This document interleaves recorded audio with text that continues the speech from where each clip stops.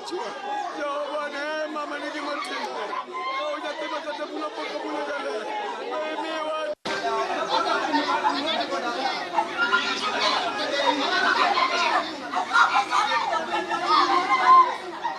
the conduct of the deceased, it is evident that he neglected his children.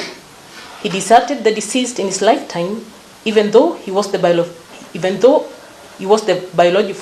biological father. It will be depraved to claim him at his death.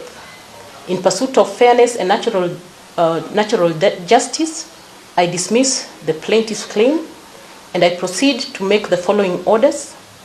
Number 1, the deceased body be and is hereby released to the second defendant for burial.